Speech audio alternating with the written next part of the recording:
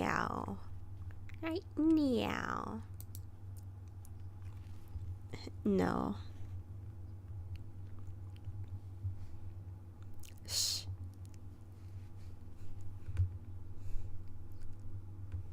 What? None of them. Nothing. No. Nothing. No slurs whatsoever. I'm sure. I'm dead sure. Yes, indeedy.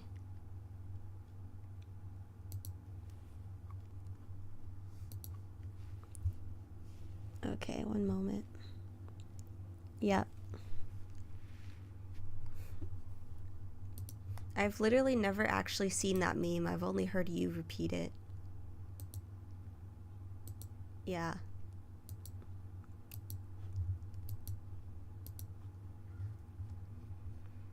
Phew.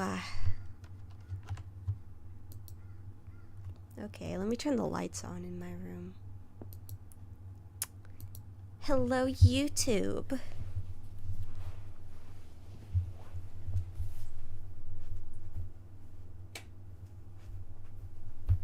Well, nobody cares what you want.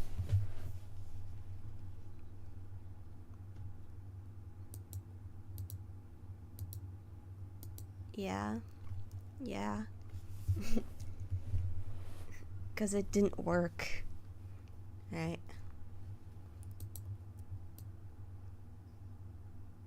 Not even. Nuh-uh. You've been nothing but an evil, conniving bastard. Yes. Yes. Nuh-uh. Giving you what? For what? What have you done to deserve it?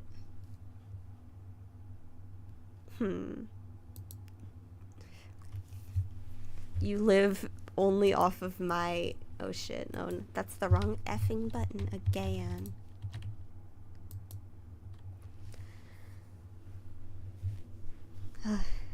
You know, most games have a thing called new game instead of start when they want you to make a new game.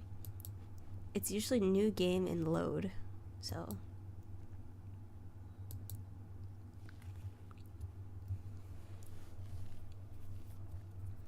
Oh.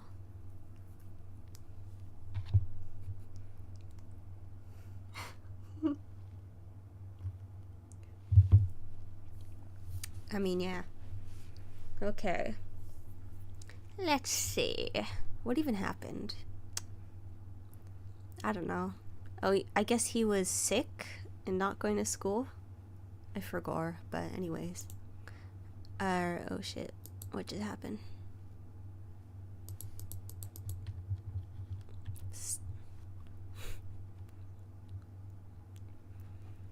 Stop looking at TikToks. Stop looking at TikToks.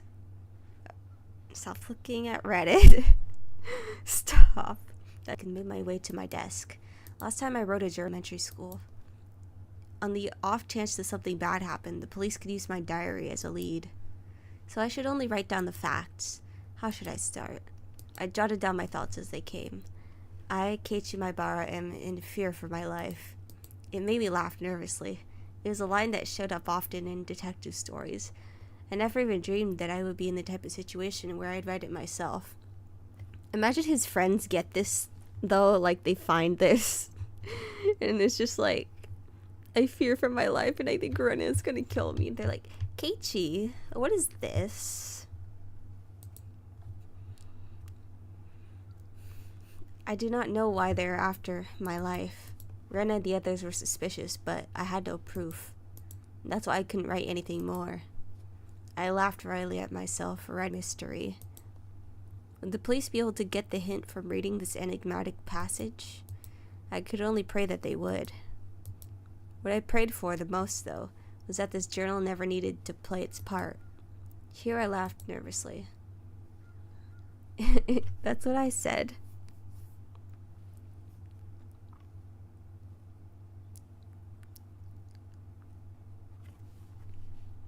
No, I don't think anyone writes their journal opposite intent of... Well, no.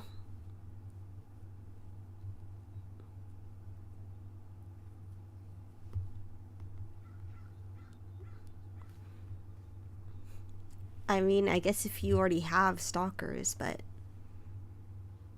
Yeah, I don't know. Most people don't write their journals with that in mind. It was too simple, so I wrote down one more line I just thought of. The only thing I do know is that it has to do with Oyashi Urasama's curse.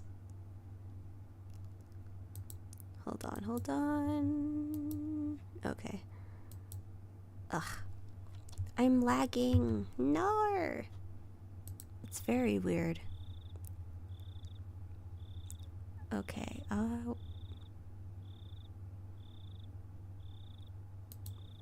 okay, say something now. Hello. There we go. Okay. That's weird. It was on the correct audio channel, but it wasn't working, so I had to reset it, basically. My microphone is working, though, which is good. And, well, it is being laggy, but... Huh, that's weird. This is why you plug it into the router! I don't have anything to do that. And also, it was supposed to be normal today. All the but Ethernet. yeah, I don't have that. Whatever. I guess I'll just hope for the best and continue. Okay. I just needed to add more as I learned, more about the truth. I folded the paper and thought about a place to hide it. By hiding it somewhere obvious, there was the chance that they would uncover it instead. On the other hand, if it was too obscure of a location, then there was a risk of nobody finding it at all. In the end, I decided to take the clock off my wall and stick my folded note at the back of it with Scotch tape. After that, I put the clock back into its normal position. Yeah. It didn't look like anything was hidden behind it. Now I needed to set it up such that if anything happens to me, my parents could find it. I looked at it from countless different angles until I was satisfied, and I made my way downstairs. My parents were still talking about work. It didn't look like it was going to end anytime soon, so I cut in. Sorry to interrupt. I have something I want to talk to you about. I had never started off a conversation like that before, so my parents were both startled. They stopped talking and turned towards me. What is it, Keiichi? I have a favor to ask of you. Please listen. Just in case, yeah? If it's not urgent, can we do this later? Right now, Mommy and Daddy have something urgent they're talking about. I didn't think their talk was more urgent than mine. In any case, I stated my request. Just in case, okay? If I die... Both of my parents' eyes went as wide as saucers. That's a thing to say. If I die, I want you to put the clock on my wall, in my coffin. If they did that, then they'd probably find it, my memoir. Both my parents remained wide-eyed, not moving an inch. They're gonna take you to therapy. I couldn't blame them. I made that clock in shop class, and I really like it. So please. What's the matter, Keiichi? Did something happen? Mom was finally able to ask me with a questioning gaze. Of course, this was a normal response for when someone's son suddenly talked about a subject like this. I felt bad about making them worry, but right now I just wanted them to think about the clock in my room. With the awkward mood leaving the room in silence, I decided to go back up to my room. I want to get to school early tomorrow, so I'm going to bed. Good night. Saying only that, I left the living room. They're gonna call, like, a wellness check on you or something. They're gonna call the psych ward.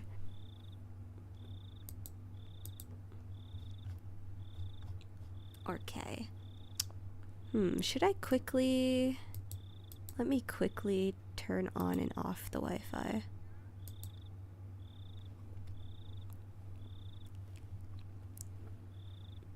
I don't think that really helped anything, but... Oh, wait. Maybe that did help something. Question mark? What you talking about? I quickly turned on and off the Wi-Fi. You took it away. And this year to send me home chills. I gave it to someone, Rena. Someone special. Rena. Someone cute. It's fucking the first continue. time Whoa! I ever woke with such clarity. woke? Okay. Clarity? It was 5:59, just moments Don't. before my alarm would go off. If our love's insanity, why are you my clarity? I was amazed at the precision of my internal clock. I had made preparations for the next day of school before I went to bed. I changed quickly and descended to the deserted lower floor. It appeared that my mom was still asleep. Neither breakfast nor lunch was ready. Yesterday I just unilaterally declared that I would be leaving early today, so it couldn't be helped. I slathered jam on some bread and topped it with instant cocoa. What the fuck? Just as I was finishing up breakfast. I think it's referring. Mom... I think it's referring to I think when it says that, I think it's primarily referring to something like you ever had Milo before? No. It might. I'm not sure. Well, I know. I think. I'm not like- sure. I'm not sure what is the main. Because it just seems like if they're saying instant cocoa, oh, instant. It's referring to the sprinkles. No. Yeah, I think. Why would it be sprinkles? No one would ever call sprinkles instant cocoa. Why would you top it with it? I don't know. That's what I'm saying. That is some weird writing. Why would you? Well, I mean, I think Keiichi just has weird breakfast tastes or food tastes, so. My Keiichi, you're up early. Is there some sort of school event? Not really. Answering bluntly, I picked up my bag and stood after stuffing 2 slices of bread down my throat. You're leaving already? What about lunch? If you don't wait a bit, I can't make it. I waited for her to make my lunch, then I would end up being the same time as usual. Oh my god. This live stream is not doing so good.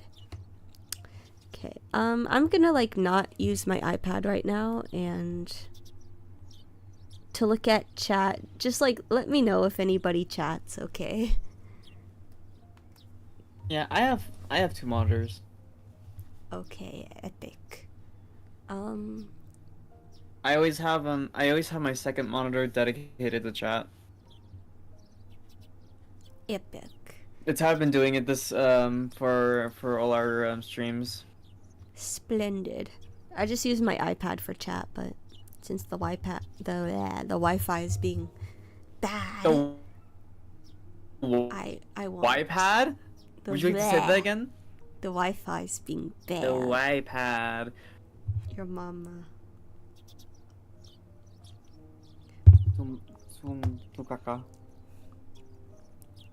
If I waited for her to make my lunch, then it would end up being the same as usual.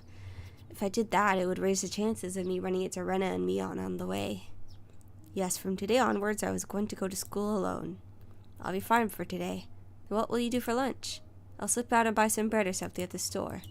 Really? Then here's some lunch money. Be sure to bring me back the receipt.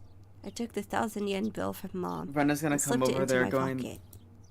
He's gonna come in and go give me your lunch money, cute nerd. Yes, she definitely says that.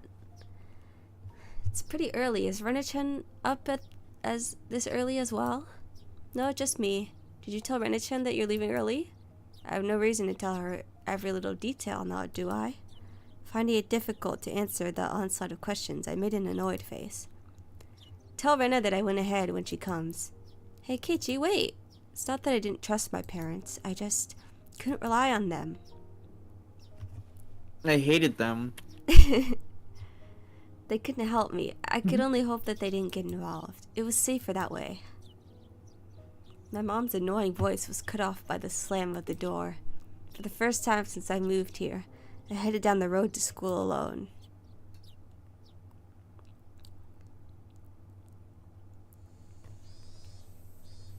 Up until now, I'd always walked down the same path at the same time each day, so I always met with the same people at the same places. But today was different. I didn't meet the people I would normally, and nobody was at the places where I would have spot where we usually met, and there wasn't anyone at the spot where we would have met up with me on.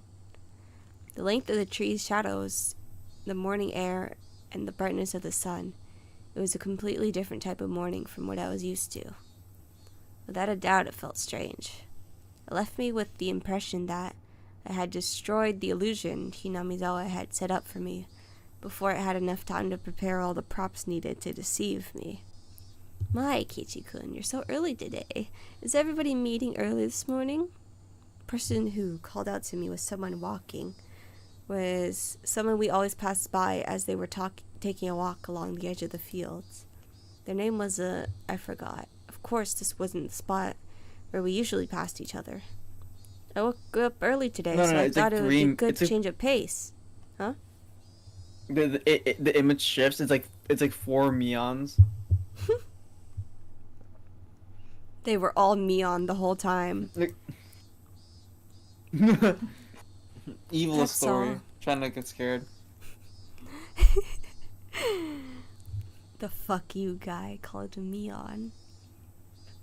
I threw out a random excuse. What about Rena-chan and Mion-chan?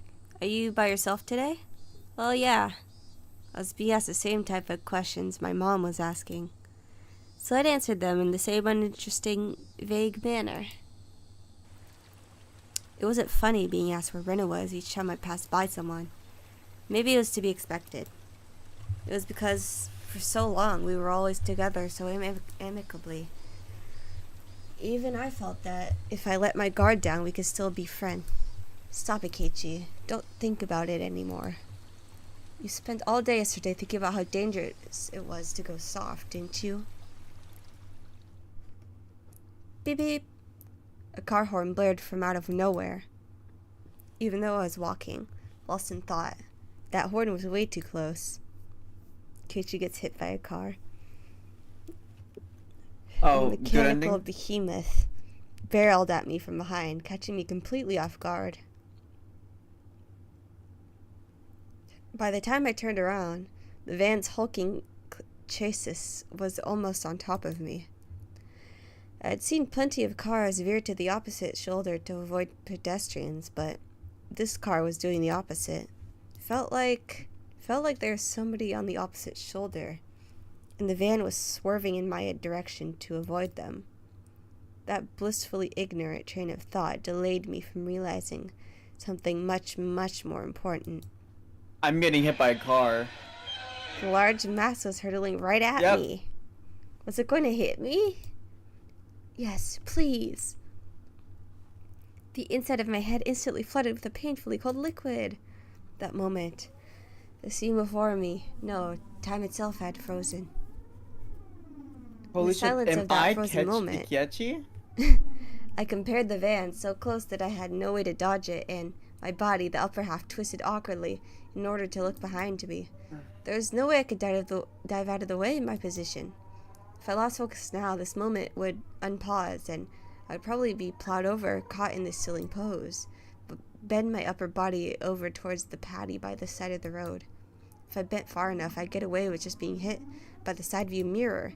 As soon as the thought crossed my mind, the temporal stasis was shattered by the deafening sound of the van. The side mirror struck my shoulder, sending me spinning off through the air like a top, locked in my contorted position. Ka-splash!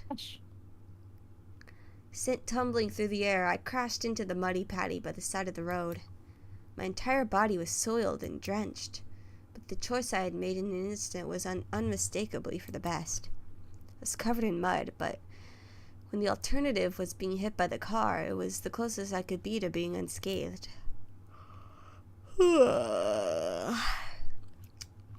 Rising out from the patty, I had enough in me to glare over at the stopped van and yell profanities at the driver. Not sure if he was able to see me, but the van sped off suddenly. Wait, damn it. This was what they call a hit and run, wasn't it? Couldn't help but continue yelling out profanities. The disgrace from being covered in mud would hurt me more than any physical wounds. I slogged through the muddy patty and made my way back to the road.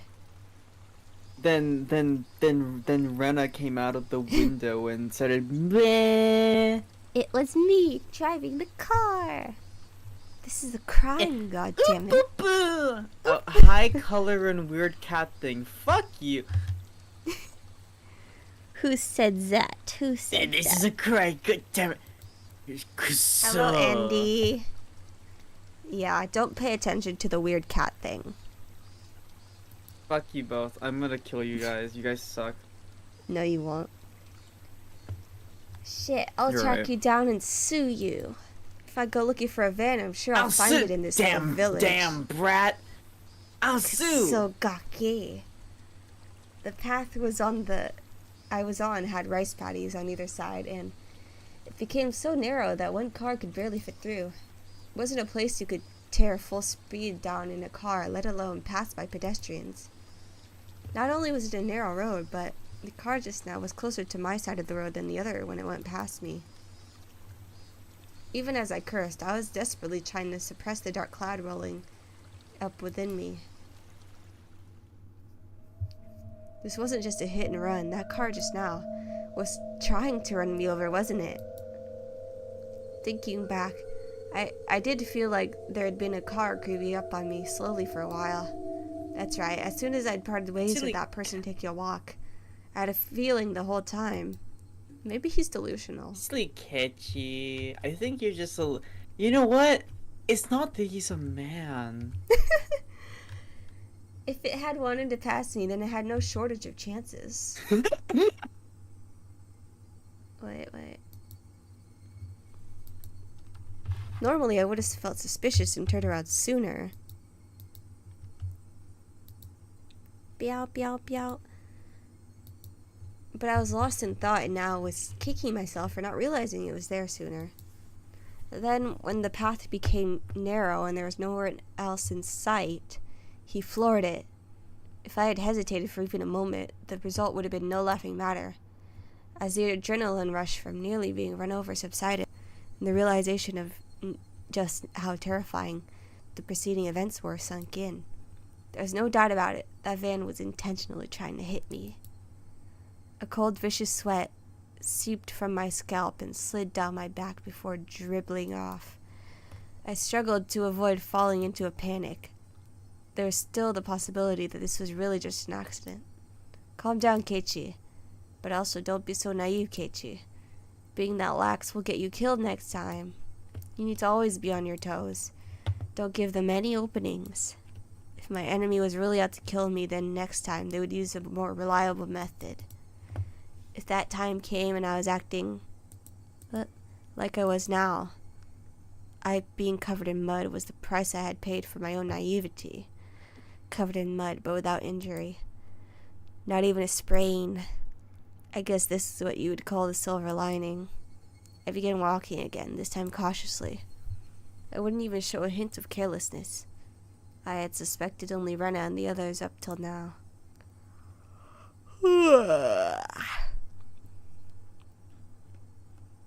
No, it was because I suspected them that I had believed there were no other enemies. Oishi-san said so, didn't he? There was a possibility that all the families of the village were involved. Was I really mired so deeply in the situation that I had no choice but to try and carry on as usual? Wouldn't it be safest to just hold myself up in my house? But the moment I abandoned my regular routine, everyone around me would abandon theirs as well. That was just too horrifying of a thought. I recalled the tales Oishi-san told me of when Hinamizama was still called Onikakushi, a frightening tale of an entire village of demons hunting their prey, surrounding them, and eating them alive. One must not interfere with California? the demons. Huh? One must pretend not to see it. The enemies were numerous. All the village families. The villagers, with their unwavering faith in the curse, would do nothing to help me. The strong, sudden flash of sunshine made me slightly dizzy. I had no idea what was going on anymore. When I suspected it was the work of man, I would catch a glimpse of Oyashiro-sama's curse. And when I suspected it was Oyashiro-sama's curse, someone would poke their head out. What was coincidence? What was intentional? Who was my enemy? Who was just a bystander? No, what I really truly wanted to know was, how did I end up with the proverbial bullseye painted on my back? Eventually, an answer in a form I could understand will appear. I don't care when that will happen, because until then, I cannot die. That alone fueled my resolve to fight and will keep me alive. Is that Sar? Yay. Their way noisily in front of the hallway. Amongst them, I could make out Rika-chan and Satoko. Okay, here's you. Oh. Ohio.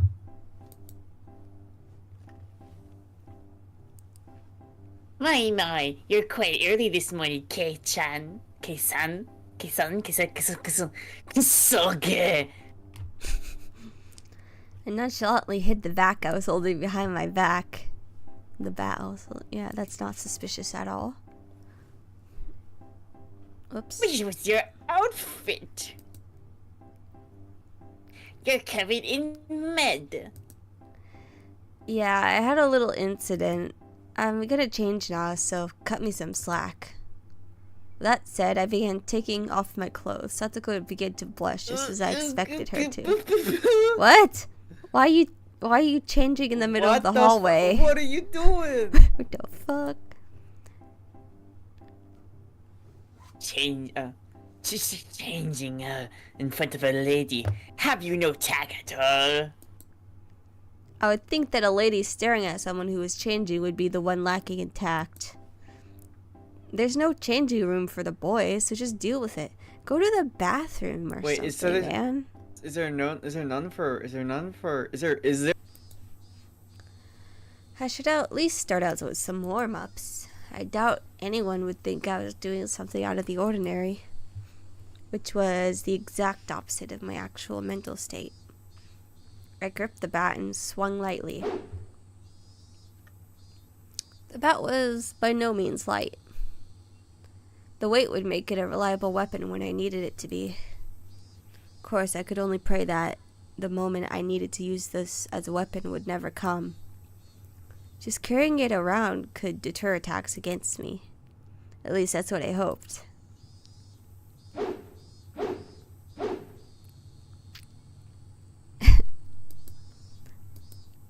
Huh? Kei-chan? What are you doing?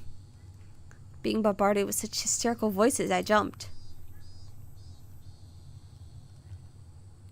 Whoa, Kei-chan. What are you doing? Are you in the baseball team? The baseball team? The baseball team? The baseball team? It was Red and Mion. I was surprised to hear you went off ahead. What are you doing, Kei-chan? Can't you tell by looking? I'm practicing my swing for the championship. You could say it's part of my diet if you want. Diet? Kei-chan, are you really that fat? Bet you didn't know I actually have a beer belly. It's plump and it jiggles. What? But plump and jiggles. Oh, like okay. breasts. Oh, okay. Rena, you don't have to imagine something weird like that. To disrupt Rena from imagining something that vulgar, I ruffled her hair messily. Well then, I hope you make it to regionals at least. This old man will cheer you on. Old man. Regionally speaking, it seems that Oshima High is pretty strong. They say they're southpaw. Kamaita-kun is I don't know anything about baseball. Kameda. Do you say Komaida? No, Kameda. It sounded like you said Komaida. Sorry, Kamala. The Kamala-kun is amazing. Good luck. Oh, splendid. Seems they've made me out to be some kind of local prodigy, but oh well. Well, if I really did make it to championship, it would be a cinch. After all, I'd be the pitcher and catcher, actively trying to murder him, so that's why he's doing all that, but you know. I already knew quite well that they were demons dwelling in my smiling friends, but I just couldn't believe it. Did that kind of split personality really exist? Like how Rena confessed to the doctor, were they simply being possessed by Oyashiro-sama? In other words, did a supernatural being like Oyashiro-sama really exist? And it was possessing everyone to try and kill me? Who knows? Who knows? Yeah, that would be wonderful. Who knows? If only everyone were actually my friends all along and everything was just Oyashiro-sama's fault. You damned fool, Kichimaibara. Come on now. I yelled out, drawing out all the power from the pit of my stomach, and raised the bat violently into the air. Oh. Stop being so soft! As I screamed out with all my might, I beat the metal bat into the ground over and over. With every impact, my weakness was being beaten down. You're gonna really damage that bat, man, and then that little kid is gonna be really mad at you. Dude, that's not how weakness works. Forget. Don't be soft. I smashed a No, your bat enemy. on color multiple times. Did not remove how weak I was. No, you didn't, but that's happened to me before. Like hell, I'd let them kill me. Oh. Yeah, it was a plastic win? bat. It was plastic, not metal, but still. Oh, I want to be with a metal one. No, not today. Not I want today. you to go. I want you to get hit and go ouchie oof ouch ouch ouch. Ouchie, oof, ouch, ouch. ouch. Please stop breaking my rib cage with a metal pipe.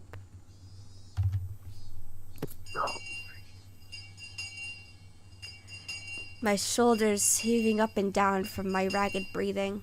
I heard the first bell ring just as I calmed down.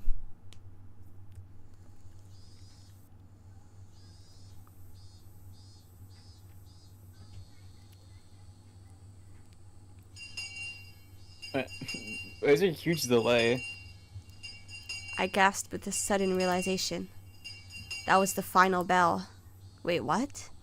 As I felt all the tension drained from me, I let out a deep breath. My mind was in a muddled state for much of the entire day. I didn't feel like I was awake, but I didn't feel like I was asleep either. I couldn't say it felt especially comfortable, but I felt kind of relief. I felt a kind of relief that the sanctity of the school part of my daily life had yet to be violated. How long would I have to keep on living like this? I could only grit my teeth and bear with it as this living hell slowly gnawed away at me.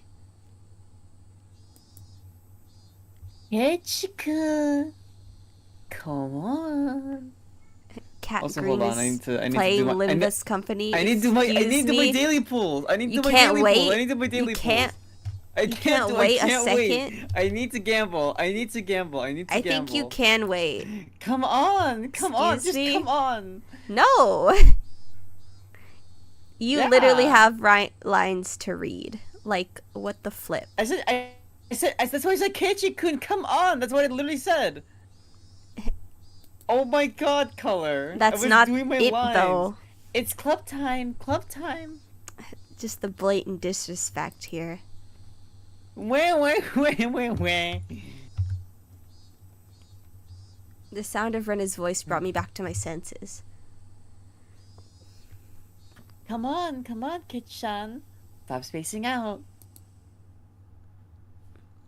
Bring your desk. Your desk. And your Everyone limb. was And your limb. And your left arm. And your left arm. And your left arm. everyone was moving their desks together as usual. That's right. It was happy fun club time.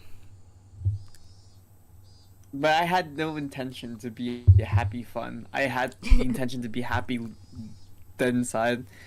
But I had no intention of taking part. I haphazardly stuffed the contents of my desk into my bag as I prepared to go home. It was a weak-handed gesture to avoid having to actually say, I'll be going home now. What's this, Kei-chan? You planning on going home right away again? Mion sounded quite disappointed. I'm just not in the mood. Could you just let me be for a while? The tone of the words that spilled from my mouth matched Mion's disapproving. Felt like the air in the room had dried out. Satoko looks like she was about to say something, but perhaps dissuaded by the mood, she swallowed her words and stayed silent. Nobody said a thing.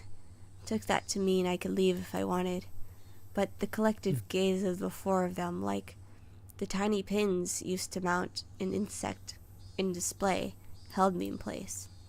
Rena was the one who cut through the heavy mood. Keiichi-kun, you just... I guess you're misogynistic. He's misogynistic? Oh my The god, he's so fuck? base. No? She said it with such a melancholic tone that it sent a wave of pain racing through my heart. You don't like women? Women? You're gay? Gay? No! So pain. wrong. If this pain was going to kill me, I wanted it to be the soft part of me that could still feel pain. I tore at my chest, violently tearing out the pins that held me in place. That's not it at all. I'd only been hurting myself by saying anything more, so I swallowed my words. Cutting things off there, I turned away and exited the classroom. They didn't speak a word to me as I left. I can't believe Keiichi is a homosexual. Huh. How? I'm a Not Fujoshi. How? Cute. I'm into Yuri, Kei-chan. Oh. Yuri and Yaoi can never be friends. I'm sorry. Can a yaoi girl and a yuri boy ever find love? I don't know. It was a long, dull trip back home, but I didn't lose focus. I firmly squeezed the grip of the bat, which was already soggy from sweat. Realizing that, I wiped it down with my sleeve. If something were to happen, I wouldn't want it to be slippery. Since this morning, I've become especially sensitive to the presence of cars. Even while walking, my ears pricked up and sought out threatening sounds and presences that could be closing in. And that was why I could hear it. Without a doubt, there were footsteps. Those footsteps had matched up perfectly with mine for a while now. From what I could sense, it was just one person, but I had no intention of being careless. Did they intend to follow me like that car this morning until we were in a good location to assault me? Then it wasn't a good idea to keep walking like this. I stopped walking and looked back.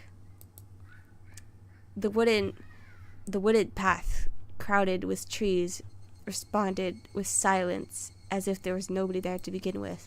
But I wouldn't be fooled. I was certain footsteps were following me, and just as I stopped, the footsteps stopped as well. Meaning, the person following me wanted to keep their distance. That was without question proof that I was their target. I held my breath, waiting for that presence to panic, and started moving again. The trees rustled with the sound of the wind. The Higurashi also joined in. The cries of the the Higurashi. I distant knew it! I knew forest. it! Well, duh. I'm so good at this. Trying to throw my focus into disarray. Had 5 minutes passed, or had it been like this for a whole 30 minutes? It was so hard to breathe that I might have suffocated. It seemed I would be the first one to panic. Without a doubt, he was lurking in the shade of that tree with bated breath. Then I'd make the first What do you mean move. he? Filthy Dude, males. it's probably like one of the people you hang out with the most. And considering the fact that the only the only two men in the story are fucking the police officer and and actually there's three. The Well, there's dad, the- the police yeah. officer, and then the The one that died. and then the one that died. Yeah.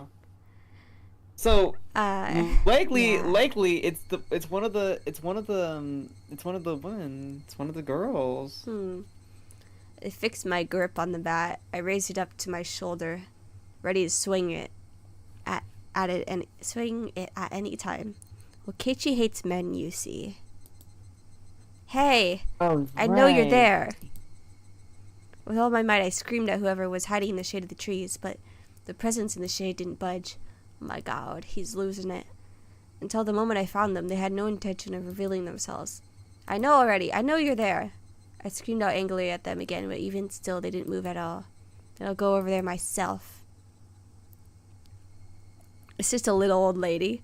What was that, Sonny? With all due vigilance, I approached step by step. Stepping into the tree shadow, I saw a human figure there. That figure was curled up like a small animal. Oh, Renya. What the floop? Rena. When she realized I'd found her, her expression softened. She seemed apologetic, but wasn't going to speak a word. Did you have some business with me? I wouldn't accept that silence and screamed the question at her. No, not really. It's just I wanted to stalk you. Rena was in a panic with tears welling up in her eyes, but it was obvious that she'd been following me. What about the club? What about the clip? Oh, no.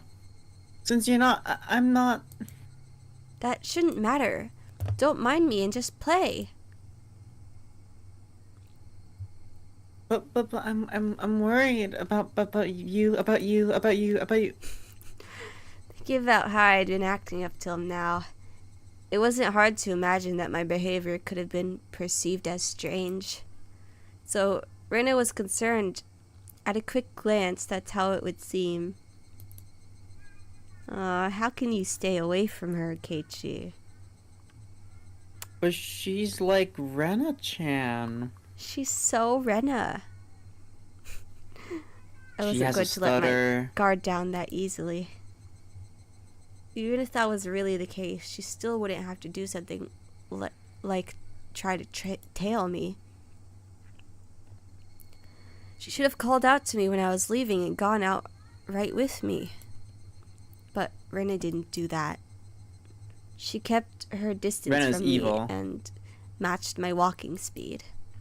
On And top for of that, that, I can't forgive it. she matched the sound of her footsteps and deviously tried to hide her presence from Oh me. shit! I was watching this. I was watching your stream live. You just got.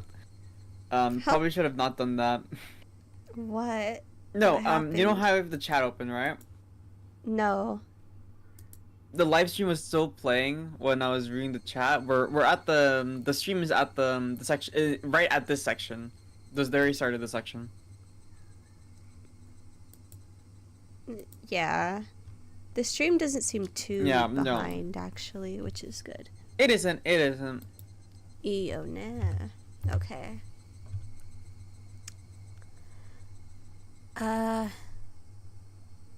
Then after she realized I noticed she was there, she held her breath as she tried hiding from me.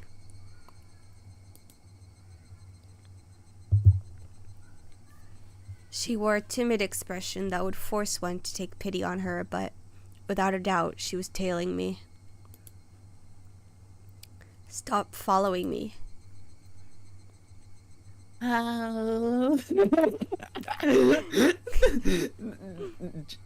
Color. Uh, Color. What? This is how you if you have a stalker, just say stop following me, and then they go how. How? And then they'll forgive you How? immediately. Yeah. And they get all sad and then vulnerable, and then you can shoot them with a 9-gauge shotgun. Oh. Still glaring at Rena, I continued walking onwards. After I'd walked for a bit, she ignored my command and began walking again, so I yelled at her once more. I told you not to follow me. Eek! But my house is in the same direction. Then To walk me, ahead that of is me. fair. Then walk in front of me. Oh, sorry. I'll start walking once I can't see you anymore. I moved out of the way and waved my bat violently to urge her forward. I'd like to go home together with you. Aw, how can you reject her? Yeah. I couldn't. I would be besties with Rena.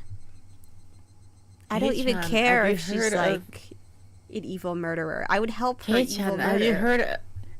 have you heard of a bomb? Bomb? Bomb? Bomb? Have you heard of a bomb? pipe bomb? Pipe bomb? So Bomb? cute. Pipe How... bomb? So explosive, how?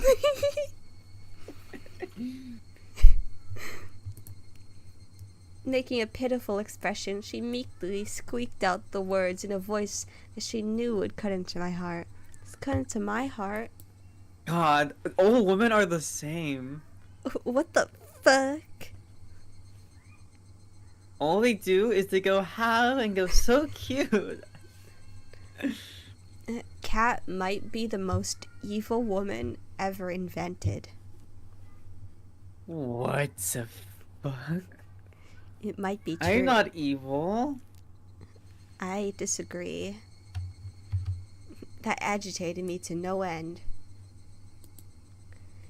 I knew it was a lie. If you wanted to go home lie? A together, lie? then you should have called out to me. Now you're just blurting out random lies. I'm so hey, single. Sumimasen. Sumimasen. Sumimasen. Go men! Go men! It seemed that Go men the desire. seething anger within me was written all over my face.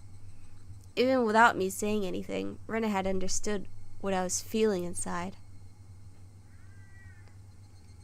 If you get it, then go!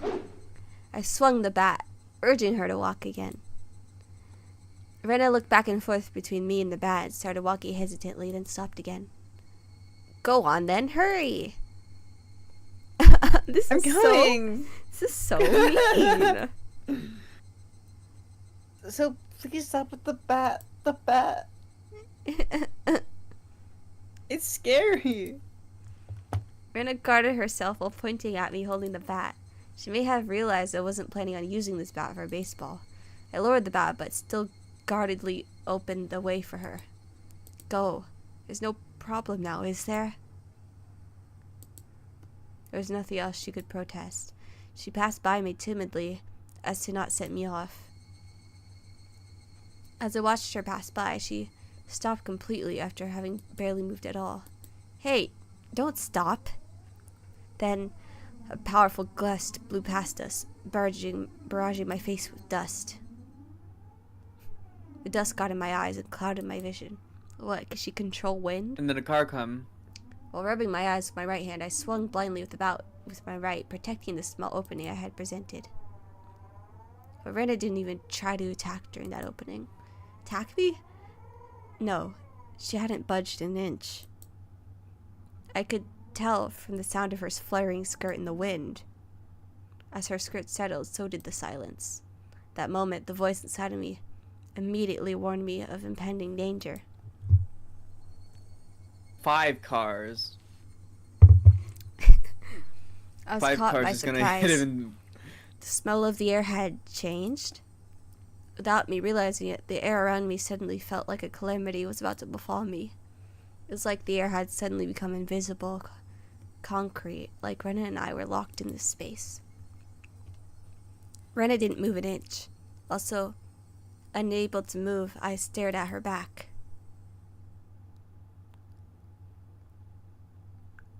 Rena was the first to break the silence. Instantly, she altered her stance. I felt like I had just witnessed her shift from Rena into that other person who looked like Rena. But the voice was one I knew well, which filled me with a kind of bewildering pity. Carelessly, I felt relief upon hearing that pitiful voice. Well, excuse me, but can I ask you something? Too shy to even turn around, Rena squeezed her voice out desperately as she trembled. What? Well, why do you have a bat, I wonder? The question Rena asked was by no means unexpected. I can carry whatever I want. It's America. Japan. Japan. But you didn't have one until today. Why so suddenly? It's all right if I... 산센데요. Huh? Sorry. No, go on. It's all right if I decide to do something suddenly, isn't it? Is it strange that I have a bat? Because, Kit-chan, you're not the kind of person to play baseball. You're weak. It's weird. Like you're gay. I couldn't tell what kind of answer she was looking for, and I was getting tired of answering her. I just suddenly got the urge to play baseball. Is that so weird? Yes. Yes, it's weird. She answered instantly, and that annoyed me slightly. I just suddenly wanted to play baseball, and I wanted to practice my swing, so I'm carrying around a bat. What's strange about that? It's weird. Strange. Weird. Definitely. Why has Kichi-kun also... Henna, no. Your ramblings are annoying me. Is that strange for me to have an interest in sports? Careful, she's gonna go super evil murder Rena-chan on you. If you keep doing Yeah, and this. she's gonna like start. She's gonna grab Mion's gun and shoot you. Yeah. I tried to sound a bit more threatening to end the conversation. Till all my suspicions were cleared, I had no obligation to answer her questions. Simase. Don't get so angry. Meow. Why is it like it's like no sprite? Oh, I see. Well, yeah, she's facing away from him, so Rena still didn't She's turn evil around now. and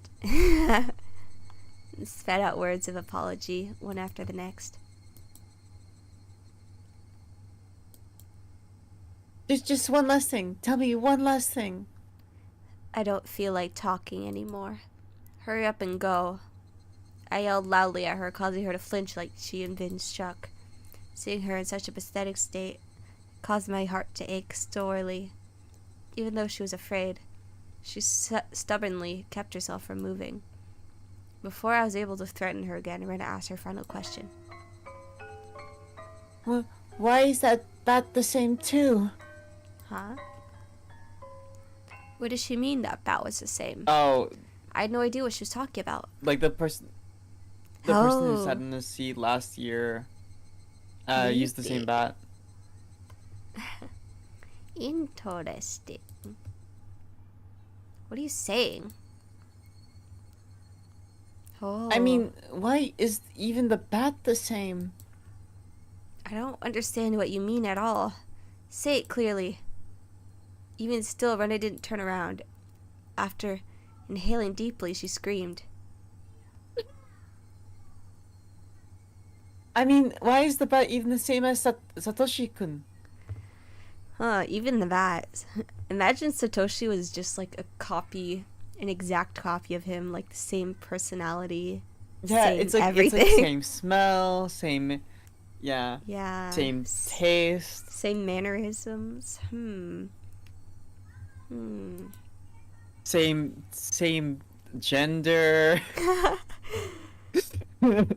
Satoshi being. Huh? Huh? Well, Keiichi doesn't have a sister, so that's different, I guess. Upon hearing that name out of the blue, I became dumbfounded for a brief moment. By Satoshi? Did she mean that student who transferred out last year? No, that couldn't be. Rena had tried to cover it up by saying he transferred, but Oishi-san told me quite clearly that he was missing. He was a student who sat at my seat up until last year. He was believed to have been demoned away by Oyashiro-sama's curse. I didn't know details about his disappearance. The aunt he lived with was killed the night of the Wataregashi by a drug addict. Not long after that, he suddenly vanished and was now missing. That Satoshi and I were... What? My gaze fell to the bat in my hands. Could it be? Satoshi Hojo. I guess. It was a bit difficult to see, but that was what was written on the white tape at the end of the bat. I see, so this was Satoshi's bat. Oh, this was Satoshi's bat. Since nobody was using it, I borrowed it. That's not a problem, is it? That's not it. The way Rena said that made it seem like this bat was something that should never be touched. We Like it we was some... we beat Satoshi-kun with that. Like it was some sort of offering at a shrine or a memento of the deceased. I could only stand there perplexed and unable to respond. Rena continued speaking without waiting for a reply. Why is it that you're doing the exact same thing Satoshi-san kun did when it happened to him? What do you mean when it happened to him? Do you stalk him as well? Damn. Rena was talking Rena certified about... stalker? Maybe. More than just the bat belonged to Satoshi. It was the same thing with Satoshi-kun. He joined the baseball team. He joined the baseball team, but he really didn't like baseball. Baseball. What does that have to do with me? Satoshi-kun also suddenly started walking with a bat one day. He joined the team, but he wasn't the type to play sports.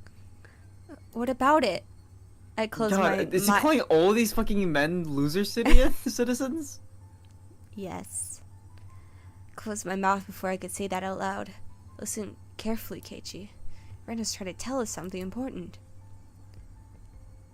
Satoshi-kun also one day came to school all by himself all of a sudden.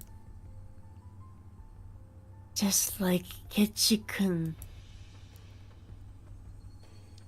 Then, one day, he started to practice his swings. Just like Keiichi-kun. Then, one day, he began carrying the bat around with him. Just like Keiichi-kun.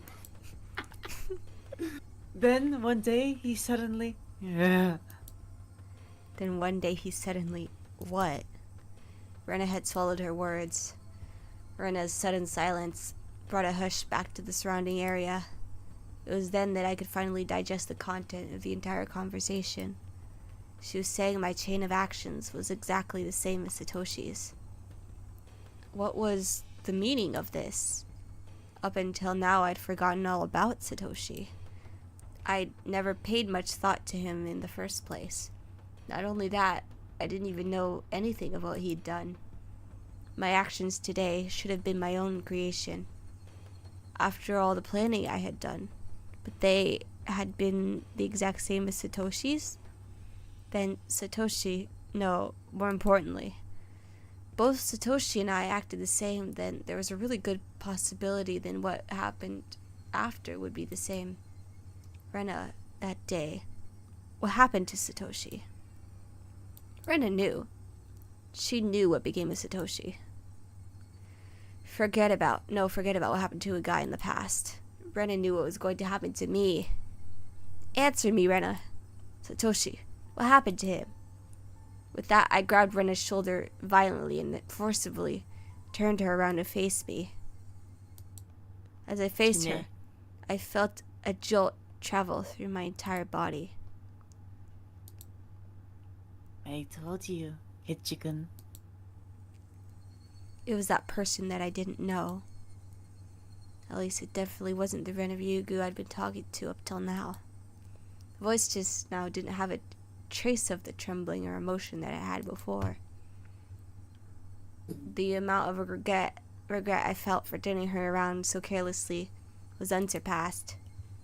The gaze that pierced like a cold needle, the smile on her face that invoked an image of having been carved out by a knife. Like Jeff the went down my Killer? spine. Jeff the Killer. I'm gonna Jeff the Kills you. My Rena mind the Killer? froze under a layer of rhyme. Your dead body is so cute. Both of Rena's eyes pierced through mine, leaving me unable to look away, as if to remind me of the fear from that time before. Rena brought her face close to mine so that I could feel her breath. Her face filled my entire field of vision. Then her sharply shaped lips grew even sharper, like the curve of a crescent moon. She grinned. The imagery is more funny than like a fucking like you know the fish eye lens. Mm-hmm. I imagine Rena doing that to you.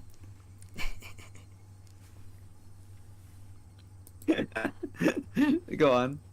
I told You you, go on. Hitchikun. After a sharp pause, Rena repeated the same urge again.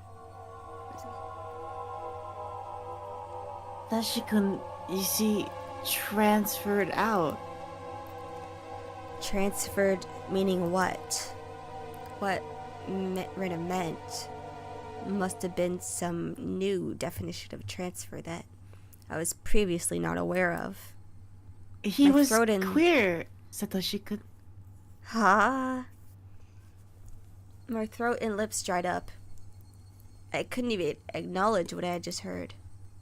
All I could do was swallow down my own saliva. It would seem that Rena saw that as a nod. She pulled her gaze back and sprightly stepped back 2-3 paces.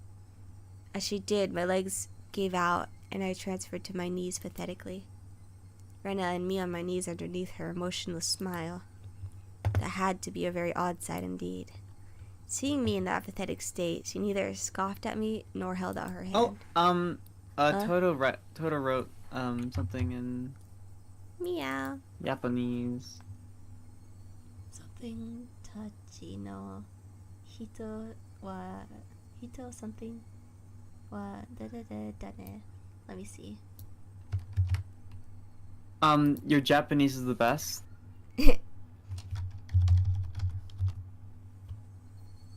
Oh. I assume Toto's referring to like just saying like saying. random huh?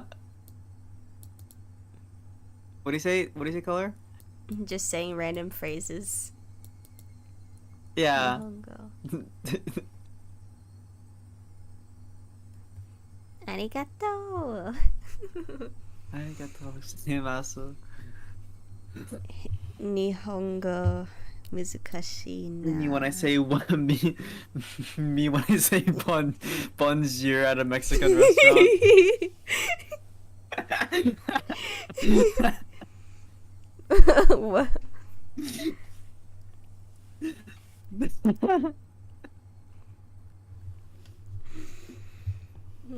I should do a Japanese only stream challenge one day, even though I only know very disconnected things. the English only channel, like the English only streams Yeah. that Japanese VTubers sometimes do. Yeah, it would be funny. But I could neither stand nor escape with her gaze shooting through my eyes. There was undoubtedly a metal bat in my hand, but right now it was useless to me. I was like a fly caught in her web. Heavy sweat beaded all over my body. I could feel it dripping from my skin.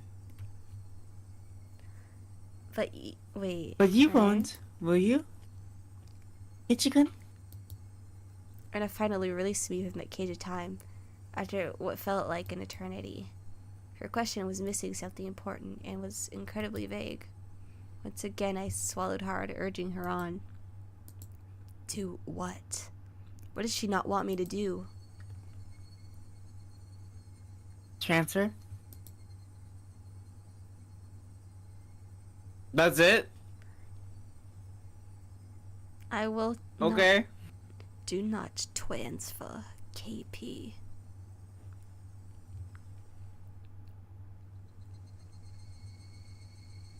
Ichigan, it's mutilation. Mutilation. What? Shut up. Let me see. How long has this been going? Just over an hour. Satoshi and I had what? All my well-planned actions throughout the day turned out to have been nothing more than a reenactment of what Satoshi had done. Satoshi, had he really been in the same situation as I was now? The friends he had gotten along with had changed suddenly, for no reason, at least none that I had noticed. Planned to kill him? Then, fearing for his life as I am, he got a bat to protect himself and carried it around every day to practice his swing, and then one day suddenly, he transferred. My blood went cold, causing a prickling sensation to course through my veins. Starting near my heart, it radiated outwards from the top of my head to the soles of my feet, chilling every part of me without recourse. What does she mean by transfer? What did she mean by transfer? Was Satoshi still at wherever he transferred to? Was he the only one who would be able to understand me? Would he be able to tell me why it all ended up like this? More importantly, where did he transfer to? What did she mean by transfer? What did she mean by transfer? Before I knew it, I was at my front door. The frigid knob was hard to turn. Was nobody home? It wasn't that odd of an occurrence. I reached into my pocket and pulled out the single key attached to my first seal keychain. I stepped into the entryway just as I was about to take off my shoes. A chill ran through my spine. Somebody had entered right behind me. Like a classmate messing around, standing right up against my back. You're kidding, right? Had to be my imagination. Logically speaking, it was impossible for somebody to be able to hide their presence within my personal space all the way through the door. But there was undoubtedly somebody behind me. Hey Keiichi.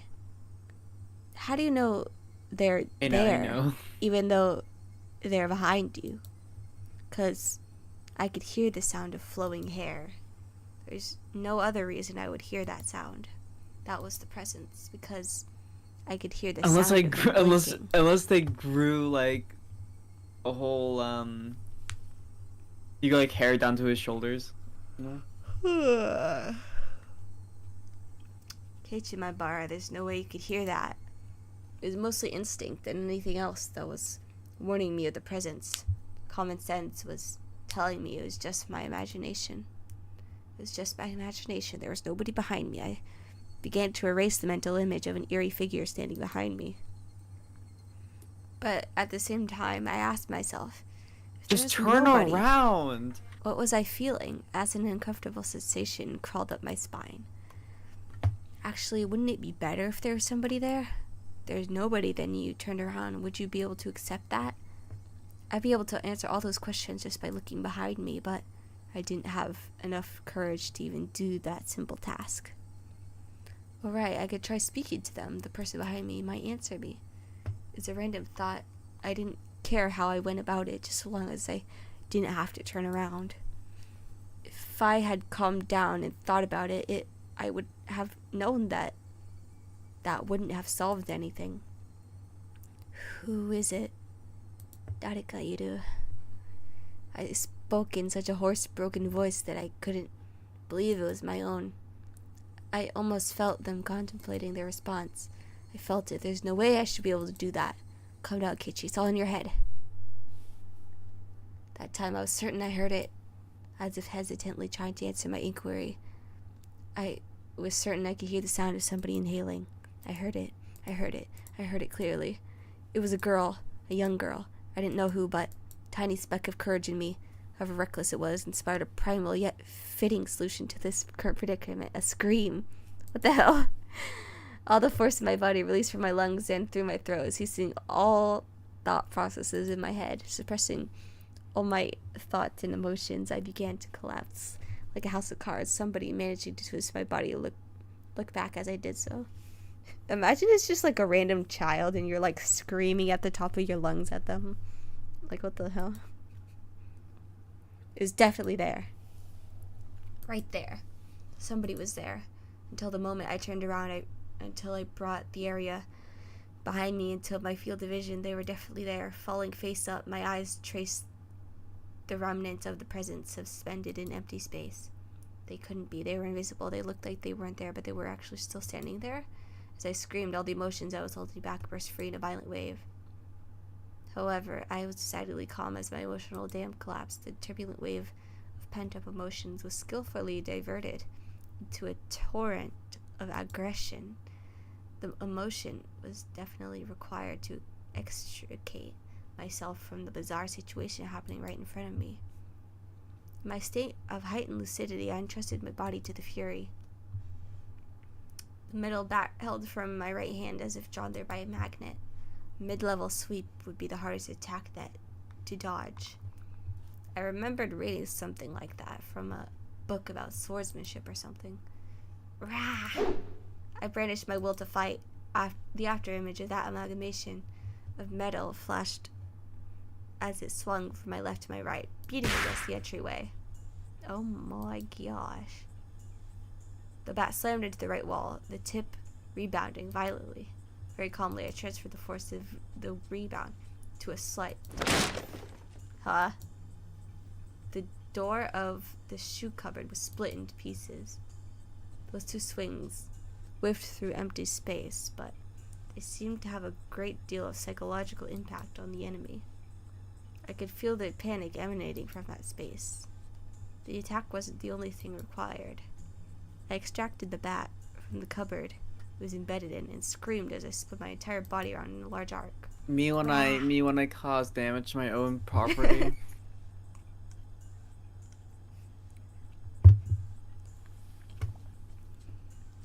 The screams shook the air, imbuing my ferocious swing with even more destructive power.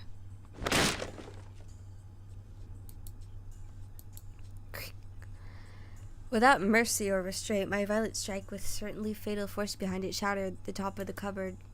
None of my attacks struck the enemy, but my ferocity had certainly seemed to impact them. Breathing heavily, my entire body soaked in sweat. The invisible enemy there, but not there, disappeared. And I was certain the enemy had retreated. I had locked the front door and latched the chain. No way, I had only feigned retreat. It was now inside my house. Oh my god, he's absolutely losing it. But it was gone. Schizo catchy. No.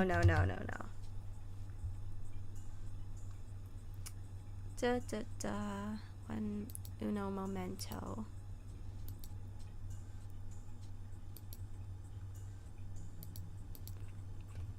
I had succeeded in fending it off. At that moment, the tension drained from my body and I let out a deep sigh of relief.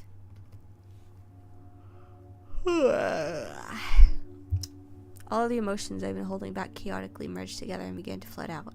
A hodgepodge of fear, accomplishment, and disbelief all mixed together and began to flow through my body.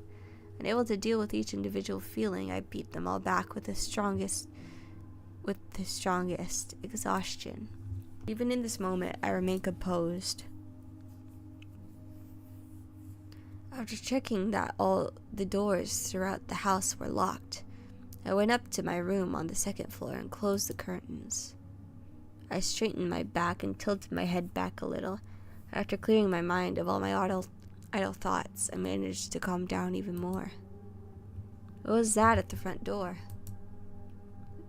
There was definitely something there. Thinking about it, maybe it was just an apparition. I tripped up in my confused state, but I really didn't think that was the case. Come down, Keiichi Maibara. Compose yourself. But no matter how calmly I thought about it, what just happened wasn't a figment of my imagination. It was obviously a supernatural phenomenon, and without a doubt, something was behind me. It wasn't some sort of illusion I saw amidst my confusion and disorientation. Proof? I had just one piece. When I asked who is it, they inhaled, and I was still unclear.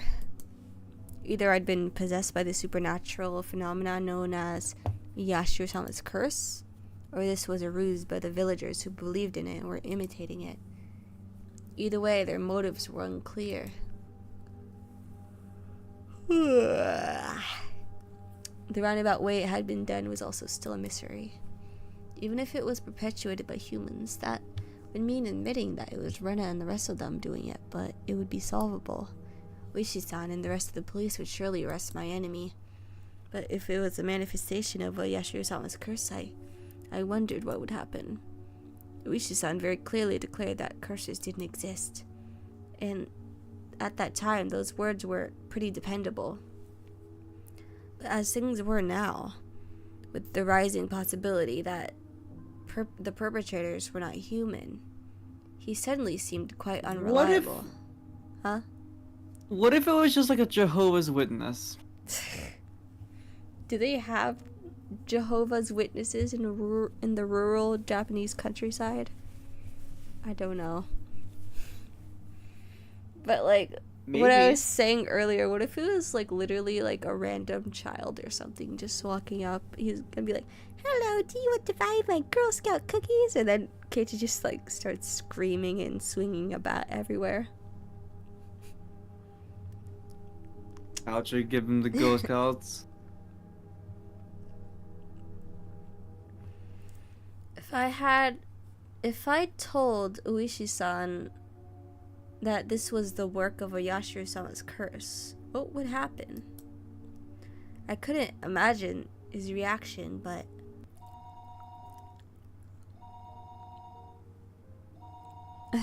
On like a personal thing, I really wish we had a I really wish I had like a gallon of like Arizona. Why are they didn't getting touch so? any of them, so the cupboards were still Why are full they of them. getting so into it? So you see, there really isn't a need to go shopping, right? Keiichi, I'm not asking you to go shopping. Both Mommy and Daddy have to go to Tokyo right now because of work. Huh? Right now? This was really abrupt. No, we're already here. We left this afternoon. It's quite a distance from Tokyo from Hinamizawa. Gunning at full speed down the highway would still take 6 hours. Dad has a license, but since he doesn't like the highway, they likely took the train. It would have taken longer. I think you might understand since you heard us speaking last night, but it has to do with Daddy's contract. Right now, things aren't going so smoothly. Now that she mentioned it, I did remember that they talked all that time about how his job prospects weren't looking so good. Daddy's really sensitive about things like this, so if we leave things as they are, it will affect his work. Part of my father's particular fragile artistic personality, his emotions changed as easily as the fall sky. You could also just say he couldn't take criticism. But something like that can be done over the phone. Keiichi, this is your father's job, so can you support him a bit, please? Anyway, it's just faster to talk about it in person. So there wouldn't be any misunderstandings. Thank you once. As their son, there is nothing more I could say once they started talking about work. So we'll be back tomorrow night, Keiichi. Will you be fine on your own? It's not like I'll die or anything. Keiichi, you shouldn't speak so lightly. Good of one, dying. Keiichi. If there's something troubling you, just talk to us. I believe Mommy will be able to help out. Yesterday, I did bring up if I died rather abruptly, so but nothing turned up. Tried moving up the sofa and desk, pulling up the carpet, then flopping it around. Couldn't find the needle. My mom cleaned up everything without noticing it? It was just 2 days ago. I didn't know what day they collected burnable trash, but it may still be in the trash bin in the kitchen. I rushed to the kitchen, opened up the lid of the pail, and poured out the contents. Oh my god. He is destroying his house. But even at a glance, I could tell that it would be incredibly difficult to find the needle in this pile of trash. I was looking for a needle in a trash stack. Men. I know, I'll try running my hand through it. What the fuck? Ew. That's a It was good gross, idea, and they but I get was looking for a stabbed. needle. I felt a small prick. I'd be able to find If it. this is needle, you get stabbed. So it's striking the pile of trash with my hand. Filth flew about. There was nothing more disgusting than this, but it was not the time to be concerned about such details. What the fuck? Continued on for a while, but nothing turned up. I wanted to search more thoroughly, but I was still on the phone. I shouldn't keep Uishi-san waiting for too long. Later, when my mom got back, I'd have to ask her if there was a needle. I hastily began scribbling on the notepad affixed to the refrigerator with a magnet. Was there a needle? I scrawled the words with a red pen. Then I dashed back up the stairs where I had been keeping Uishi-san waiting for far too long. You just left that trash pile in the middle of your kitchen. Okay, bro. And your entire living room destroyed. Hello? How did you go? I couldn't find it. I was really overwhelmed back then, and I see. Be great if you could find it. Keep it safe. that's right. The needle wasn't the only incident. I had to tell him about this morning with the hit and run. Also, Oishi-san, that isn't all.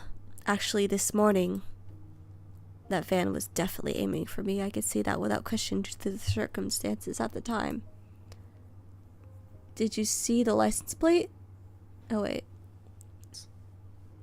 I'm pretty sure it's implied he said it, but it just didn't want to type it all out. Close.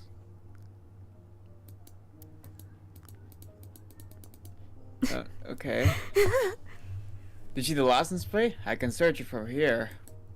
Damn. I just flipped out yelling at him back then, but I didn't look at the plate. What failures on my part with the needle and the plate number. I was so focused the most important details slipped out of my grasp. I punched my pillow, annoyed at how worthless I was. I'm sorry, I don't know much more than it was a white van.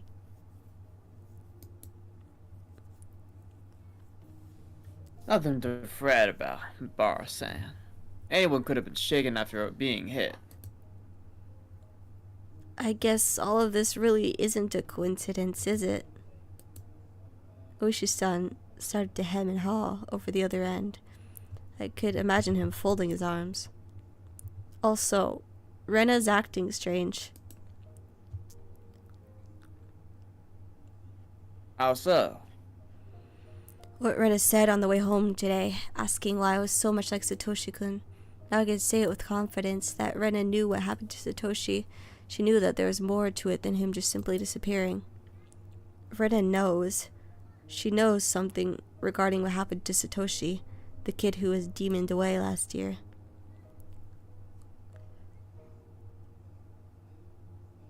What would that be exactly? Rena said I was the same as Satoshi. She said something to the effect that the way things are going, I'll end up with the same fate as Satoshi.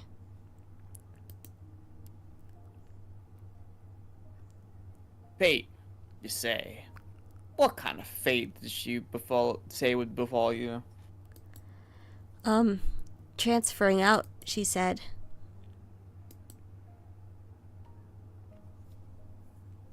Transferring out? Rena said Satoshi transferred out, so given how things are going with me, I'll transfer out too. Oishi-san let out a stern sigh, then grumbled loudly. My Bar-san. Oh, yeah, it's you. Yeah. Well, Bar-san, that's probably some sort of threat. Maybe some kind of warning. I thought so too. At that point, I started to think, would it be prudent to sum up everything that had happened up until now as the machinations of some human perpetrator. Other than the theory of it being Rena and the others, I was left with Oyashiro-sama's curse actually existing as the only other explanation. Of course, I couldn't tell that to Oishi-san, except Rena's strange behavior could be proof of either scenario. Whether it was Oyashiro-sama's curse being real or everything being part of a conspiracy committed by all the villagers, Rena was involved. Rena had to know something. Rena was suspicious. What exactly was Rena? I couldn't help but think she was somehow involved with the prior string of mysterious deaths. I seem to recall that Oishi-san had admitted that he had dug into Rena's past a little. He's probably just downplaying it when he said a little. Meanwhile, he had actually dug pretty deep, most likely. I wanted to hear about Rena. I wanted to know what happened to her previous school, among other things that were still unknown to me. If Rena was somebody I should suspect. No, not that. I wanted to know the truth. Second, do you mind if I just leave the phone on?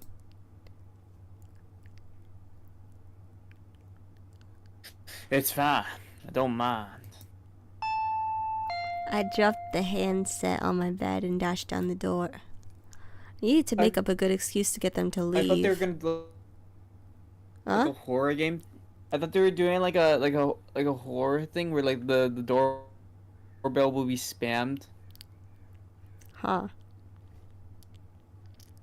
I had a hunch that it was the lady who called right before Oishi-san did. In which case it would be one of the neighbors who's friends with my mom. I'll just say Mom isn't feeling well, went to bed early. That would be the easiest option. It'd be hard for her to ask me to wake my mom up if she's not feeling well. The bell continued to ring at regular intervals.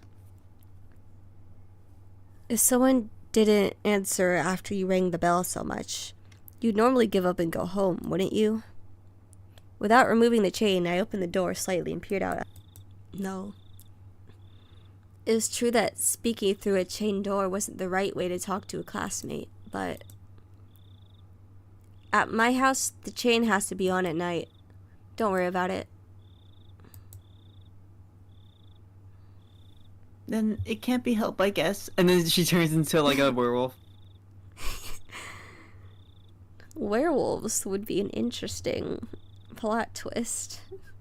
It wasn't demons, they were actually all werewolves. It's probably something that's dealt with. Okay, to be fair, like I don't know. I feel like they only do like giant, huge, like wacky events in like when Higurashi Rai. What? Because in that there's something called like Higurashi When They Cry, like Rai Plus or whatever. Oh. And it covers like what these guys would do if they were in like like an apocalypse scenarios. So like if there was a zombie okay. apocalypse or something. Apocalypse. Written powdered It rather seems like something sadly. you do as like a funny thing at the end of the story that you do. Huh. I know her. She kept smiling at least in her effort to keep that smile. Use your kitchen. I could heat up the miso soup and other stuff. Star. It's fine, you don't need to do that. But there's a lot of tofus and vegetables in it. I hate tofu. Does Ketchi-kun not like that kind of stuff? I wonder. It's gonna Yeah. it's gonna like turn, the camera's gonna turn to Ketchy. He has like a fucking like he's like mocking. It's like, I only eat meat. Yeah, I'm not a huge tofu fan. There's no way I wouldn't like that. I love miso soup with lots of ingredients. White radish, carrots, burdock root, and potatoes. Dense and fibrous root vegetables. That's such a Yeah, loser. that miso soup looks incredible. I also brought rice. So if you microwave it, you can eat it really quickly. Star. Without a doubt, rice needs miso soup. Stuffing rice down your That's gullet, not true. slipping miso soup in between ravenous bites. Well, yes, how wonderful it is to Okay, be born okay, yeah, but Japanese. you can. What the fuck? Oh, this is fucking Ketchy. Also, I made some more pickles. You make pickles? I made Sansa pickles this time. Yippee! Before I had moved to Hinamizawa, I scoffed at the mountain vegetables called sansai, but I was captivated by their charm the first time I tried them. Such a deep yet light flavor. The vegetables from the supermarket were tasteless and bland compared to these. If you had to describe them, then they were vegetables for the uninitiated. To become an expert such as myself, you first had to partake of sansai. There's common knowledge around here that the Ryugu family's traditional pickles were wonderfully delicious. No matter what kind of pickles they were, they go so well with that fluffy white rice. And also. But wait, there's more! So delicious. Just seems so delicious. Farewell to my unhealthy self, Sue, who said he'd make do with cup noodles. Rena appeared to be in good spirits, and she was offering such delicious-sounding dinner. The stress evaporated from my gut, and hunger reared its voracious head. At the same time, my awareness of Rena suddenly dwindled. Rena did say she was alone. Shouldn't be a problem letting her inside, although the possibility that it was laced with poison still hadn't been ruled out. At that moment, a cold chill ran down my spine once again. I couldn't understand why such a sensation had occurred just then, but the voice inside me was sounding the alarm. The happy Rena, speaking of this charming dinner, was dependent on one premise. That premise was that tonight hadn't been made at my house, meaning that it was under the assumption that my mom, who should be making it, wasn't there. At any normal household, 7 o'clock would be around the middle of dinner time. My mom were here. That's funny. Good. That's a good joke. That's a good joke. That's usually when my dad starts making dinner. I start eating dinner at 11. Well, it's because you're crazy. So and abnormal. 4 hours. Well, I'm also cat green. Indeed. So, yeah, those are synonyms. Oh my days.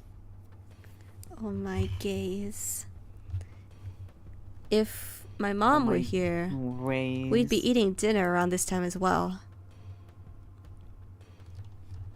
The fact that she brought over all the makings of a meal at this time was inherently strange, unless she knew. Rena, did she know that my parents weren't home? Of course she knows. She was stalking you after all. She stalks you. She. There's also the chance Listens on that the this was a phone. bluff. If I had turned on the lights and a bunch of other stuff to make it seem like my parents were here, there's a chance that Rena was unsure if my parents were home. There were plenty of signs of them being hastily tidied up. It was hard to say that Rena didn't have a chance to determine if my parents were here or not, but there was no reason for me to confess that right now. I should try holding on to the fact as long as I could. First of all, the chain was still latched. As long as I didn't take it off, Rena wouldn't be able to do anything to me. And she pulls out her gun. I'm quite grateful, but Okay. dinner will be ready pretty soon. Huh? Is that so? Is that so? I know you went through all the effort and everything, but, well, I'm not able to think of a good way to refuse. My words trailed off weakly.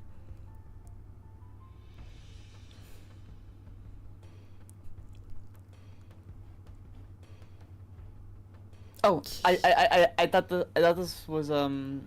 this was you.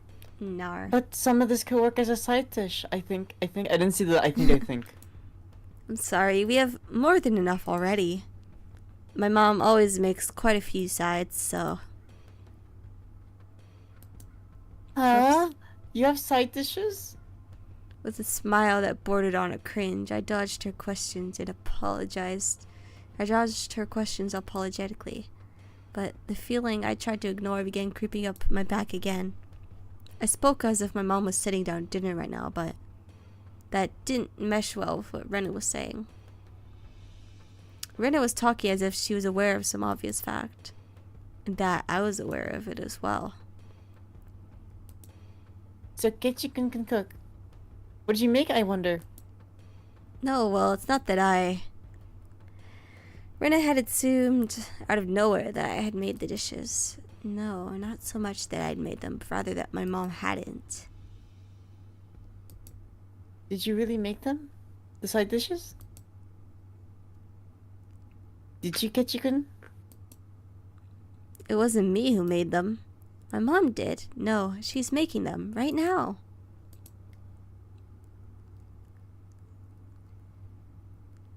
So you see, I'm sorry, but I can't eat what you bought. Rena fell silent at that moment. I felt that the light had suddenly disappeared from her eyes. How about I try guessing what Ketchikun's dinner will be? I just slammed the door in her face. It doesn't matter what I'm gonna eat. Let's see. The conversation might appear natural at first glance, but Rena was firmly in control. It felt like I was being interrogated. Your dinner? I wonder, is it something that can be made with just hot water? Man! Hey now, stop with the insults. Can't believe you'd belittle my mom's extravagant dinner like that. Tickets sold out full capacity already. It's that amazing. I tried my best to put on a strong front, but I couldn't grit my teeth quite right, so instead I looked like someone who was borderline hysterical. Brenda showed no reaction whatsoever, even to that silliness. Ketchikun, did your mother really leave you dinner? No, you see, she didn't leave me dinner. She's making it right now. It's almost time for dinner. Renata had taken that assertion of mine that my mother was home and making dinner right now and was completely ignoring it. I could tell that the more I panicked, the colder Rena became. Hey, Ketchikun? At that moment, an uncomfortable chill crept in from the gap in the doorway. Is your mom home? I wonder. I couldn't keep up the charade anymore. Rena, she knew full well that my parents weren't home, but I'd come too far to admit that now. Anyway, my parents were here and we'd be having dinner soon. That was the situation I had concocted. So I answered. I told her she was here. She's here, of course. I could feel the humidity drying out from the surrounding air. Rena's eyes were becoming more frigid, piercing me with their gelid stare. Why? Huh? What do you mean? I tried acting casual, but that facade was thrown off the instant I looked into Rena's eyes. That look did inform me that Rena's response faster than she could open her mouth. Why have you been lying to me? I wonder. I'm not lying. That's a lie, isn't it?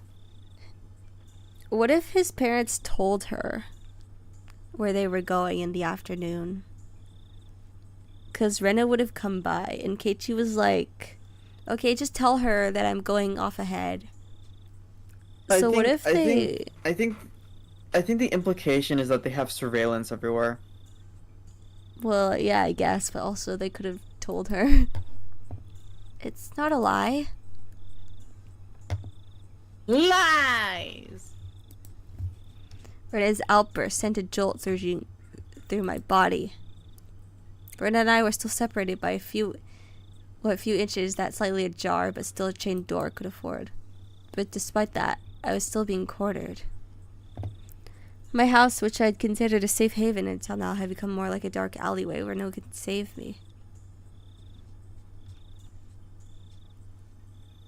Shall I guess your dinner, Ketchikun? Let's see. I knew now that Rena had already known that my parents would not be here tonight, but it was still so strange they had come to this, even if she somehow knew that my parents weren't home. There was no way she would be able to guess what I'd be eating tonight. Rena said she'd guess. How could she guess it? How could she know it was instant? Cup noodles. That's right, isn't it? That I was going to eat? Wait, the cooking repertoire of a man who can't do housework is probably nothing but cup noodles after all. Looking at this, Okay, statistically, it but was the like most probable on answer. top of that, have you tried dried cup noodle? So good. Ew. Nasty. That So didn't mean good. she was guessing.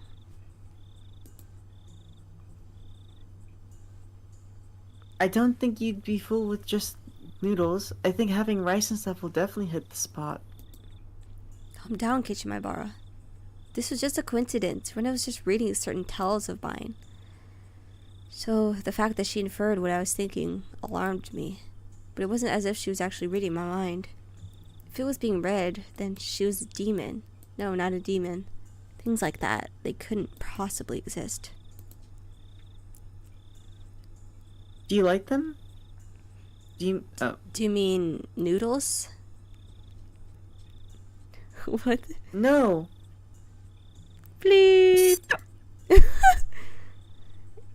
Rena indicated that the point my answer was addressing was wrong. Her rebuttal was so short that I momentarily didn't understand the words Rena had spoken.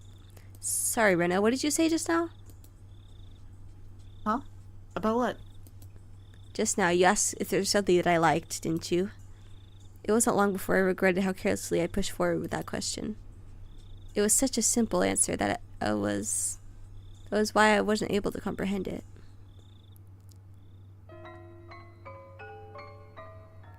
Pork bone and ginger flavor.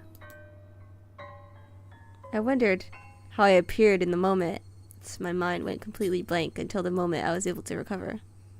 As my field of view began to distort, slowly swirling in a counterclockwise direction, I lost all sense of balance. Why do you know that?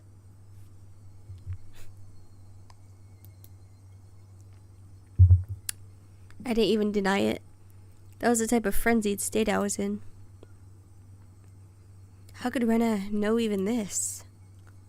Not even caring as I mashed my head against the door, I fixated my gaze on Rena. She didn't even flinch when she saw me do that. She stalks you and treats you to dinner and then yells at you and saying lies. Wife material. Nar. I certainly did buy them. I bought a bunch at once. I bought a whole case. How could you know that? Why, I wonder? Quite strange, isn't it? Isn't it? How could you dodge the question at a time like this? The chain and the door suddenly were no longer protecting me.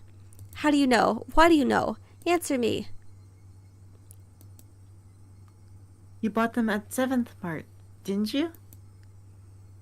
A shiver ran up my spine. That's totally 7-Eleven, by the way. Yeah. I tried covering it up with an angry facade. Like I said, why do you know that? I was behind you, following you the whole time. What are you saying? I couldn't understand why she was saying she'd been following me all this time. That's because Rena was right behind Ketchikun's back. Ketchikun's gonna turn around. the whole time. Ketchikun's Like gonna that turn night? around. It's gonna like have and Rena-san's gonna be on her back. That night I was absorbed in my phone conversation with Oishi-san. I didn't even sense her being there, standing just behind the door, behind me, standing there, just like that. When Ketchikun was picking out the noodles, I was watching the whole time. You picked out so many different flavors, didn't you? Then your mom got angry. If you're gonna pick at the expensive ones, then you should have picked one type, she said. Then Ketchikun picked out the out the big box of pork bone and ginger flavor that he loves so much. Didn't he? I want ramen now. I like it too. Pork bone noodles. But I can never eat a whole big bowl by myself. My brain was paralyzed, dulling my senses. It might have been a defense mechanism. To diminish the fear I was feeling to non-traumatizing levels. With the fear being diminished, the fog enveloping my mind was cleared away. Then I could understand what Rena was saying and started to put the meaning behind her words. Even still, my fear hadn't subsided completely. I felt like I was standing at the edge of a cliff, eyes closed, so I didn't have to look down. It didn't actually solve any of the basic problems. I slowly took a step backwards, and as I withdrew, Rena advanced. Girl, Ketchikan, can you open this? We can eat dinner together. I'm sure it's going to be delicious. So, okay? Rena's pale, slender fingers squirmed through the crack in the door, one at a time, as if they had a mind of her own, rattling the chain. She had unlatched the chain from the door. A feeling of terror would have just exploded within me. But Rena didn't do that. She was simply imploring me to remove the chain. She was doing her hardest to light the fuse to the powder keg in my heart. Trying again and again. But it doesn't light. It doesn't light. Open up, Ketchikan. Please go away. I beg you, please go away. How can you say something so mean? I wonder. Please go away. Go away. Go away. The powder keg inside me finally went off. No smoldering, it just exploded. I tackled the door. The force through the door had knocked Rena momentarily off balance. I couldn't hesitate here. I grabbed onto the doorknob with both hands, planted my feet firmly, and pulled with all my might. That slamming sound I so desired didn't happen. I could feel a tiny, disturbing bit of resistance keeping the door from closing. The source of that was Rena's fingers. Each of those fingers wriggling, squirming around like the tendrils of a carnivorous plant through the crack in the doorway. Itai, Ketchikan. Itai. It wasn't a harsh shriek, but more of a yelp she was trying to keep back. Go away, go away, go away. I kept on pulling the door with all my might. It chops her fingers off. I didn't even realize that if I didn't loosen my pull on the door, at least momentarily, Rena wouldn't be able to pull her fingers out, and that was why the door wasn't closing. It really hurts, Ketchikan. I'm sorry if I was messing around too much. I didn't care one bit for her apology. No matter how much she apologized, it didn't change any of what she had done up until now. It didn't change anything. Itai, gomendasai. Go away, go away, go away! Rena couldn't leave even if she wanted to because of I'd chopped her fingers. Rena's white fingers had become deep red and were no longer even squirming. Itai. That's not what she's saying. I was like, gomendasai. Go away, go away, go away. Gomendasai. Decide? What? Oh no, man. I'm sorry. Rena's apologies were occasionally twisted with pain, but like a broken record, she was intent on repeating it over and over. Go away. You're gonna really... I pulled on the door even harder. Finally, Rena's fingers were somehow able to slip from their imprisonment in the doorway. The moment that happened, the door closed soundly, and I could hear the sound of Rena falling on her butt on the other side. I locked the door immediately. Made a loud clunk, voicing my rejection to Rena. I'm sorry, Ketchikan. Sorry. Open up, Ketchikan. Rena leaned against the door, apologizing profusely and nothing else. After confirming that I was sufficiently sealed off from her, I trudged away from the entryway. On the other side, I could still hear Rena echoing her apology. I'm sorry, those pitiful words. They would be forever seeking my forgiveness. I didn't feel bad about this at all, but that wasn't out of any sort of malice. I just felt a sort of hazy sense of relief that I was able to escape from Rena. Before, Mion had threatened me at this doorway, saying there was nothing she didn't know. And just now, at the same place, Rena told me the same thing. My feeble attempts to disguise the fact my parents weren't home had served no purpose from the start. I should have just pretended to be out and not even opened the door. My meager plans hadn't helped at all. In Hinamizawa, it was impossible to outwit them. Even though I was on the other side of the door, I wanted to get as far away from Rena as possible. 1 step, 2 steps. With each one, her sniveling apologies became more distant.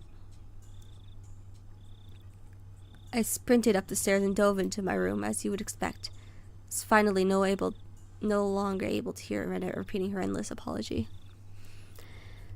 Okay, I think I'm gonna end this right here. Alright. My voice is dying. That was really good though. I like it. It's another case of like, why are you lying to me, Kechi-kun? Yep. Okay. My turn. Okay.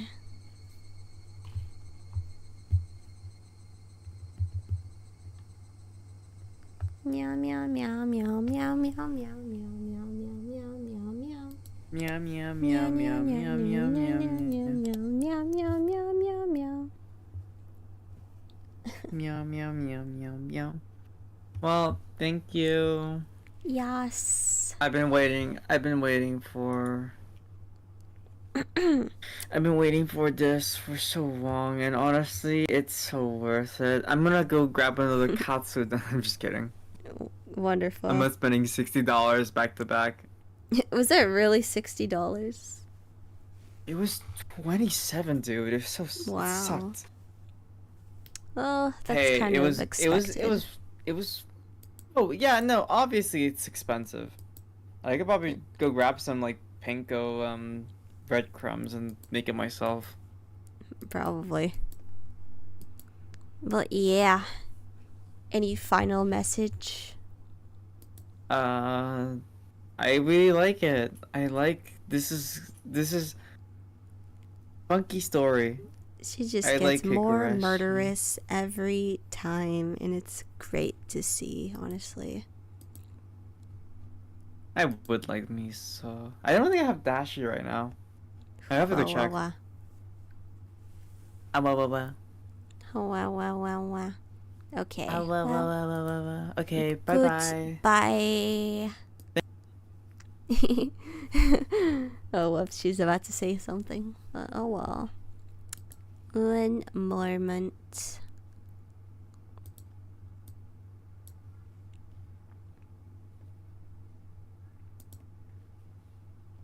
Bye bye. Thank you everybody for watching. Thank you Toto and Andy for chatting today. And yeah, bye bye.